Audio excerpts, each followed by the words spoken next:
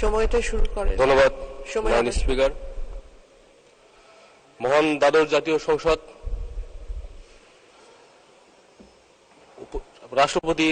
মহামান্য রাষ্ট্রপতির ভাষণের উপরে আনীত ধন্যবাদ প্রস্তাবে আমাকে কথা বলার সুযোগ করে দেওয়ার জন্য আপনাকে ধন্যবাদ মাননীয় স্পিকার।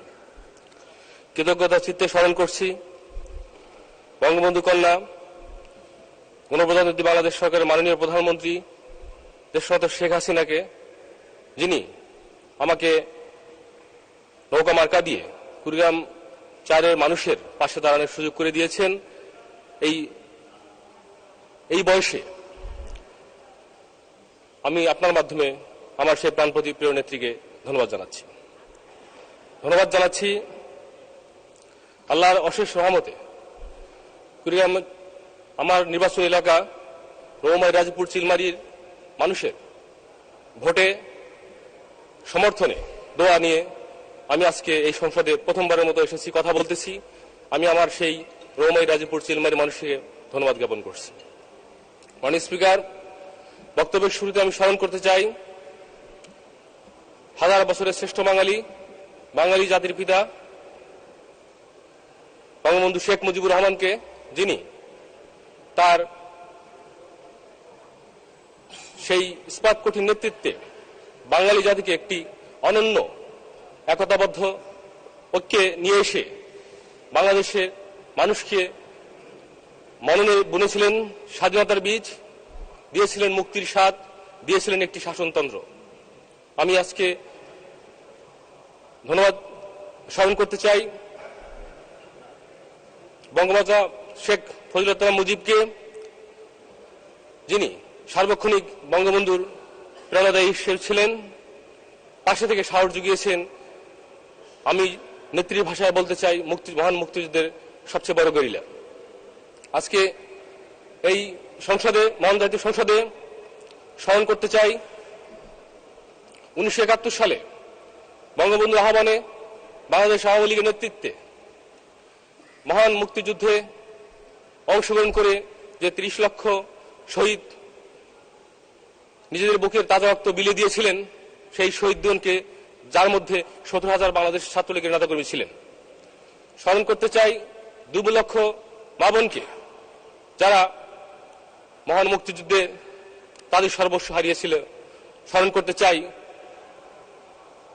বাঙালি জাতির গর্বের ধন বাংলাদেশের সর্বশ্রেষ্ঠ সন্তানদেরকে, যারা মুক্তিযুদ্ধে অংশ নিয়ে আমাদের একটি স্বাধীন দেশ দিয়েছিলেন। স্মরণ করতে চাই সেই 15ই আগস্ট বঙ্গবন্ধু সহ বঙ্গবন্ধু পরিবারের সকল সদস্যকে যারা নির্মমভাবে হত্যা করেছিল, সেই দিনের সেই শহীদদেরকে।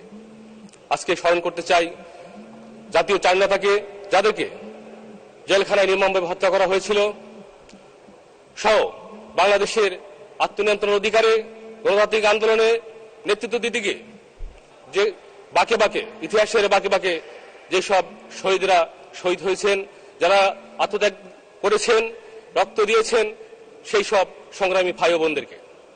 মাননীয় স্পিকার, আমি আমার নির্বাচনী এলাকা রৌমাই রাজীপুর চিলমারি দেশের উত্তর প্রান্তের একটি এলাকার মানুষ স্বভাবতই এবং ঐতিহ্যগতভাবে স্বাধীন চেতা এবং প্রগতিশীল। আজকে আমরা যদি ইতিহাসের পেছনে ফিরে তাকাই, আমরা সেই ব্রিটিশ বিরোধী আন্দোলনের দিকে তাকাই, আমরা যদি সেই নীল বিদ্রোহের দিকে তাকাই, সারা দেশে নীল বিদ্রোহ ছড়িয়ে পড়ারও 10 বছর আগে অন্তত রৌমারীতে নীল বিদ্রোহ হয়েছিল ভাদু ব্যাপারের নেতৃত্বে। আজকে জমিদার বিদ্রোহ বলেন এবং সর্বোপরি মহান মুক্তিযুদ্ধে আমার সেই মুক্তাঞ্চল প্রায় 60,000 মতান্তরে 75,000 মুক্তিযোদ্ধাকে ট্রেনিং দিয়েছিল সারা বাংলাদেশে, যারা ঝাঁপিয়ে পড়েছিল এই বাংলাদেশকে স্বাধীন করার জন্য। আমি সেই প্রত্যন্ত অঞ্চল থেকে এসেছি, যেখান থেকে যে অঞ্চলের মানুষ কর্মঠ, যে অঞ্চলের মানুষ শিক্ষা দীক্ষায়, আধুনিক শিক্ষা দীক্ষায় বাঁচতে চায়, অথচ আজকে তারা সেই রৌমাই রাজপুর চিলমারির মানুষ নদীগর্ভে প্রায় বিলীন হওয়ার পথে। আমাদের রৌমাই রাজপুর চিলমারিতে 4টি আন্তর্জাতিক নদী রয়েছে: ব্রহ্মপুত্র নদ, হলহলিয়া, সোনাভরি এবং জিঞ্জিরাম। আজকে 3টি নদ কিছুটা নিয়ন্ত্রণ করা গেলেও ব্রহ্মপুত্রের করার গ্রাসে আমার সেই মাননীয় সদস্য 3 মিনিট শেষ করুন। স্পিকার, আপনাকে ধন্যবাদ। আসলে রাষ্ট্রপতি, মহামান্য রাষ্ট্রপতি 30 জানুয়ারি যে 143 পৃষ্ঠার বক্তব্য দিয়েছেন মহান সংসদে, সেই বক্তব্যটি উনি কিছুটা পাঠ করেছিলেন। সেই বক্তব্যটি ছিল অনেকটাই তথ্যবহুল। উনি সেই 143 পৃষ্ঠার বক্তব্যে উনি বলেছেন বাংলাদেশের প্রধানমন্ত্রী নেতৃত্বে বিগত 15 বছরে কিভাবে বাংলাদেশ একটি উন্নয়নশীল দেশে পরিণত হয়েছে, কিভাবে আজকে বাংলাদেশের মানুষের বিভিন্ন ধরনের সেবা মানুষ তার সেই দাঁত দোরগোড়ায় পৌঁছে যাচ্ছে। মানুষের এই প্যান্ডেমিক সিচুয়েশনে কিভাবে সফলতার সহিত আমরা সেই সক্ষমতা অর্জন করেছিলাম মানুষকে সুরক্ষা করার জন্য। বাংলাদেশ আজকে ডিজিটাল বাংলাদেশ থেকে স্মার্ট বাংলাদেশে পরিণত হতে যাচ্ছে। আজকে আমাদের ডেল্টা প্ল্যান বলেন, আজকে আমাদের অন্যান্য উনি 10টি ফাস্ট ট্র্যাক প্রকল্পের কথা বলেছেন, যে প্রকল্পগুলো নির্দেশনা রাখে আজকে আমরা উন্নত দেশে যাচ্ছি। এবং মাননীয় স্পিকার, মহামান্য রাষ্ট্রপতি উনি ধন্যবাদ জ্ঞাপন করেছেন, বলেছেন যে 7ই জানুয়ারি নির্বাচন কতটা গুরুত্বপূর্ণ ছিল গণতন্ত্র রক্ষার জন্য। উনি সেই নির্বাচনে অংশগ্রহণকারী প্রত্যেকটা দলকে এবং নির্বাচন কমিশনকে ধন্যবাদ দিয়েছেন। এবং আগামী দিনে বাংলাদেশে রাজনীতিতে যাতে করে গণতান্ত্রিক অধিকার আদায়ের আন্দোলনে সবাই যাতে অহিংস পন্থা অবলম্বন করে সেই আহ্বান জানিয়েছেন। এবং উনি যথার্থই বলেছেন বাংলাদেশের প্রধানমন্ত্রী তার পিতার স্বপ্নের সিঁড়িতে পার গেছেন। আমি তার সাথে একমত। এই কারণে এই যে আমরা জানি মহান স্বাধীনতা যুদ্ধে বঙ্গবন্ধুর নেতৃত্বে অসাম্প্রদায়িক চেতনা উদ্বুদ্ধ হয়ে গণতান্ত্রিক বাংলাদেশ বিনির্মাণের জন্য সমাজতন্ত্র এবং গণতন্ত্রের জন্য সেদিন বাংলাদেশের মানুষ মুক্তিযুদ্ধে ঝাঁপিয়ে পড়েছিল। আজকে আমরা এই মহান সংসদে গিয়ে লক্ষ্য করি যেখানে যারা আমরা অবস্থান করছি, আমরা এখানে প্রত্যেককেই আমরা অসাম্প্রদায়িক চেতনা উদ্বুদ্ধ। আমরা জানি বিগত 15 বছরে গণতান্ত্রিক যে ধারাবাহিকতা সেটা কখনোই বাধাগ্রস্ত হয়নি।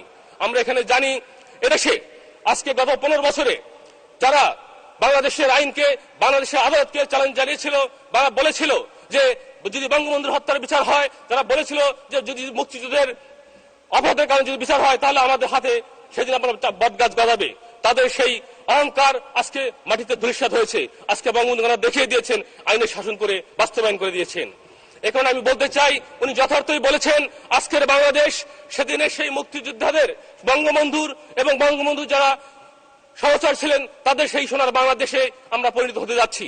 আজকে আমাদের সামনে একমাত্র চ্যালেঞ্জ কিভাবে আমাদের নির্বাচনী ইশতেহারগুলোকে আমরা পালন করতে পারি। আমরা যারা বাংলাদেশে মাননীয় প্রধানমন্ত্রী আমাদেরকে যাদেরকে মনোনয়ন দিয়েছিলেন, আমরা যারা ফিরে গিয়েছিলাম মানুষের কাছে ভোট চাওয়ার জন্য, মানুষের দ্বারা দ্বারা বলেছিলাম, উন্নয়নের স্বপ্ন দেখিয়েছিলাম, সেই সব স্বপ্ন বাস্তবায়ন করাই আমাদের একমাত্র চ্যালেঞ্জ। তাছাড়া আমি আমাদের সামনে কোনো চ্যালেঞ্জ মনে করি না। এই আগামী 1 মিনিট শেষ করবেন। আগামী 5 বছর বাংলাদেশের প্রধানমন্ত্রীর নেতৃত্বে আমরা এগিয়ে যাব। আমার এলাকায় অনেক সমস্যা, আমি কি সমস্যা সেটা বলতে চাই না, মাননীয় প্রধানমন্ত্রী জানেন। বিগত আমি খেয়াল করেছি গত 1 বছরে উনি 4 বার চিলমারির কথা বক্তব্য বলেছেন, আমি নিজ কানে শুনেছি। আমি তাই বলতে চাই মাননীয় স্পিকার, আপনার মাধ্যমে বলতে চাই রৌমারী রাজপুর চিলমারি নদী কেন্দ্রিক একটি পঞ্চবার্ষিকী পরিকল্পনা করবেন, যাতে করে আমার সেই নদী অঞ্চলের মানুষটি রক্ষা পায়, তাদের বাস্তবিক আবহাওয়া আর না থাকতে পারে। এবং আমাদের সীমান্তবর্তী অঞ্চল, এখানে আমাদের প্রচুর ব্যবসা করার সুযোগ আছে। আমাদের এখানে কোনো কলকারখানা নেই, ইন্ডাস্ট্রি নেই, এখানে আমাদের বিদ্যুতের অনেক ঘাটতি, আমাদের স্বাস্থ্য সেবা নেই, আমাদের নানাবিধ অসুবিধা। আপনার মাধ্যমে সংশ্লিষ্ট সকল ডিপার্টমেন্টগুলো জানাচ্ছি আমাদের যাতায়াত ব্যবস্থার খুবই খারাপ অবস্থা। বিগত 1 বছরে এমনও হয়েছে আমাদের মা বোনেরা, প্রসূতির মায়েরা রাস্তায় সন্তান জন্মদান করেছে। এইসব সকল কিছু বিবেচনা করে আমার সে পিছিয়ে অঞ্চল রৌমারী রাজপুর চিলমারি মাননীয় নেত্রী সবই জানেন। আমি তার কাছে বিনীত আহ্বান জানাবো একটি 5 বছর পরিকল্পনা নিয়ে কিভাবে আমার চিলমারি, আমার রৌমারী, আমার রাজীবপুর